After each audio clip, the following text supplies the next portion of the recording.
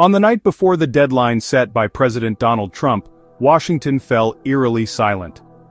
The buzz of speculation surrounding the fate of US-Canada trade relations grew louder, but nothing could have prepared anyone for the surprise announcement that was about to rattle both sides of the border. With little fanfare, Trump declared a 50% tariff on copper pipes, wiring and related products, effective immediately. His justification? National security.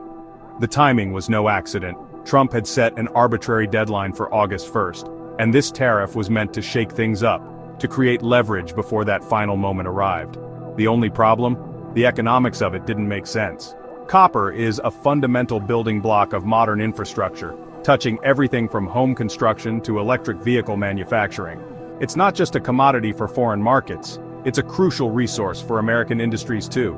Trump's tariff, designed to punish foreign suppliers, inevitably risked disrupting domestic production as well. There was no clear national security threat to copper, nor any compelling intelligence to support the claim. So why the tariff? Simple. Trump needed to appear strong, firm, and unwavering in the face of Canada's slow-moving negotiations. But in his bid to project strength, Trump may have unwittingly exposed his own vulnerability. What made the situation even more baffling was Canada's response. In Ottawa, the news landed with an odd sense of calm. There were no emergency cabinet meetings, no frantic press releases. Former Bank of England Governor Mark Carney, now at the helm of Canadian policy, wasn't shaking in his boots.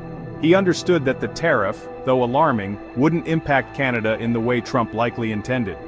The products targeted by the tariff were primarily semi-finished copper goods, rods, tubes, and pipes, but Canada's copper industry doesn't export these items in bulk.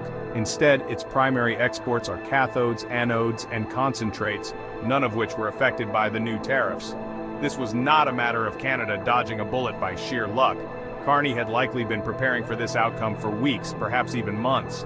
The categories of copper products targeted by the US were well known, and Canada's copper industry had been slowly reorienting itself to limit exposure to tariff-prone goods. In fact, the tariff, as aggressive as it appeared, had missed its mark. Canadian copper producers exhaled a sigh of relief. Their fears had not materialized. They would weather the storm, largely untouched. Trump's erratic moves, on the other hand, were part of a broader strategy that was starting to show cracks. His trade policies seemed driven less by a coherent economic vision, and more by a desire to control, to force his opponents into a position of weakness. But Canada wasn't playing into that strategy. Instead, it was proving to be a more resilient player, responding not with frantic action but with quiet, calculated restraint. This wasn't about ignoring the problem. It was about positioning Canada for long-term success, beyond the volatility of Trump's unpredictable moves. The day after the announcement, something remarkable happened. While the US media worked overtime to portray the tariff as a catastrophic blow to Canada's economy, the Canadian response remained measured. In the world of trade policy, sometimes silence speaks louder than words. Carney's quiet resolve was beginning to emerge as a defining feature of his leadership.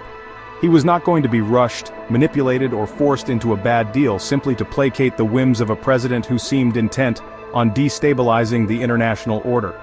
This moment wasn't just a tariff battle over copper, it was the beginning of a broader rethinking of Canada's economic relationship with the United States. Canada had long been shaped by its proximity to the US and by the whims of American trade policy. But Carney's response to the tariff crisis signaled something more profound. Canada could and would chart its own path. Not in loud opposition to the US, but in quiet resistance.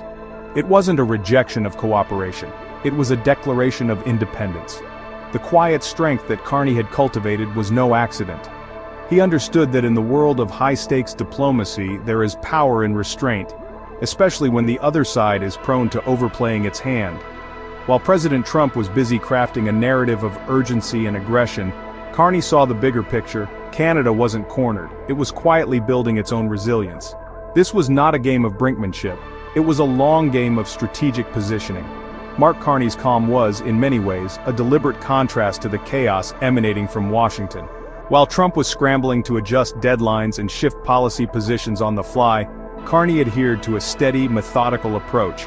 This was a test not of the steel of one's will, but of the patience to wait for the right moment, and to avoid acting out of desperation.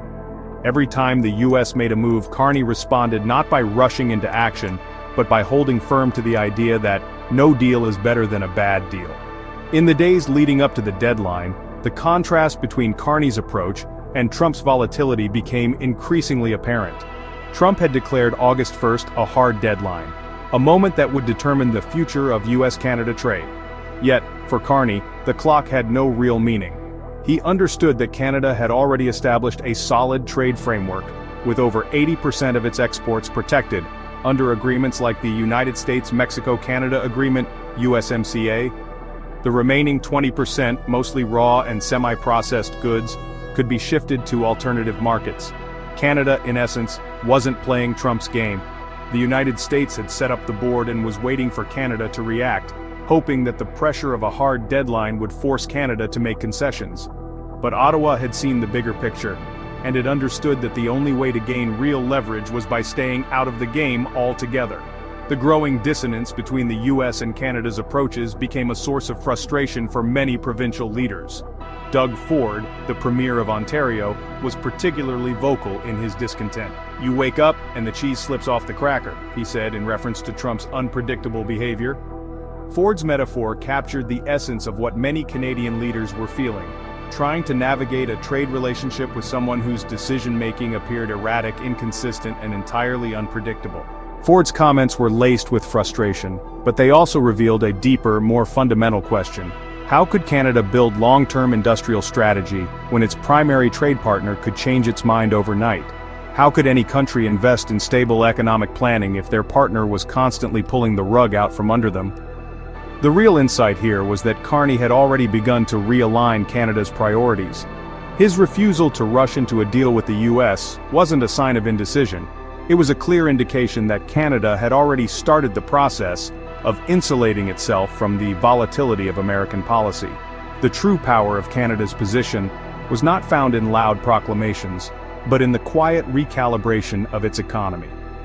As the days passed, Canada's trade sector shifted in subtle but important ways. Federal procurement boards paused US-linked contracts. Provincial leaders quietly reworked supply chains to limit their reliance on American routes. While US officials continued to debate tariffs and deadlines, Canada was securing new partnerships and laying the groundwork for diversification. By this point, the world was starting to notice the difference between how Canada and the US were approaching the situation. Washington's messages were contradictory, shifting from hardline deadlines to ambiguous timelines. One moment, Trump insisted that the tariffs were non-negotiable. The next, he backtracked and suggested that talks could continue beyond the August 1st deadline. Meanwhile, Canadian officials remained stoic, confident that they were on the right path. The inconsistencies in Trump's approach and the confusion over what the tariffs actually meant began to erode the US position. For Canada, every moment that passed without a reaction was an opportunity to build a more diversified, self-sustaining future. The US pressure was becoming less of a threat and more of a distraction, and as Washington's confusion deepened, Carney's silent strategy became even more effective. As the August 1st deadline approached and the air in Washington grew thick with uncertainty, the true implications of Carney's strategy began to come into focus. It wasn't just about tariffs, copper, or trade deals. It was about redefining Canada's position in the world. While Trump was obsessing over deadlines, Carney had already shifted Canada's trade posture. Canada was no longer just negotiating to protect its immediate interests. It was moving toward long-term resilience, decoupling from the uncertainty of US policy and aligning itself with more stable, rule-based frameworks. In doing so, Carney wasn't just safeguarding Canadian industries, he was also repositioning Canada within a broader global context. Mark Carney's approach was not just about managing the relationship with the US, it was about opening new doors. Canada had already begun to explore new trade routes, seeking new markets in Asia, strengthening its ties with Europe, and deepening collaborations with democratic economies that could offer more stability than the shifting sands of American trade policy. By refusing to rush into a bad deal, Carney was gradually reorienting Canada's economic future, making it less dependent on any single partner. The European alignment, which had long been on the horizon but never fully embraced, was now becoming a reality. Canada's decision to recognize Palestinian statehood, despite US opposition, signaled its readiness to chart a path independent of Trump's whims. This was not a provocative move. It was a strategic shift. It was a message that Canada was no longer simply a bystander in the global order. It was choosing where it wanted to be, and it was willing to act in its own best interest. This new global vision wasn't about cutting ties with the US, it was about creating a more diversified, more secure future for Canada. As the US scrambled to respond to Trump's own self-inflicted confusion, Canada quietly accelerated its efforts to build economic insulation, shifting away from US dependence and toward broader, more stable trade networks. For those who criticized Carney's move as political delay, the reality was different. Carney wasn't stalling for the sake of delay, he was buying time to execute a far more comprehensive and strategic shift. Every moment without a deal gave Canadian provinces more time to rewire logistics, exporters to explore new markets, and federal agencies to strengthen domestic capacity. While American analysts were focused on missed opportunities, Canada was building alternatives. In the end, it wasn't about whether Canada could reach a deal with the US, it was about whether Canada even needed one at that moment. With the US no longer an absolute necessity, Canada was recalibrating its trade networks and diplomatic posture. The more Trump pushed for a quick deal, the more Canada pushed back, quietly, strategically, and with an eye firmly on the future. As Trump declared that Canada was no longer a priority in trade talks, the true nature of Carney's strategy was revealed. It wasn't a retreat, it was an assertion of independence. By allowing Trump to publicly admit that Canada wasn't central to his administration's goals, Carney turned the president's indifference into an opportunity. No longer bound by the pressure of US deadlines, Carney could chart Canada's future without interference. In the end, it wasn't the tariffs or the trade deals that would define Carney's legacy. It was his ability to reposition Canada in a rapidly changing world. As Carney quietly maneuvered, recalibrated, and realigned, the broader message was clear. Canada was no longer a secondary player in the US-centric trade game. It was crafting its own path, and that path was independent, deliberate, and long-term. The unpredictability of Trump's policies had created an opening, and Carney had seized it. Through quiet resistance and careful planning, Canada had begun to pivot away from its reliance on US trade and toward a more balanced, diversified future.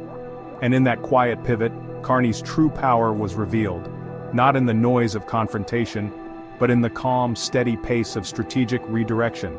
The trade relationship with the US was no longer just about negotiating deals, it was about redefining Canada's role in the world.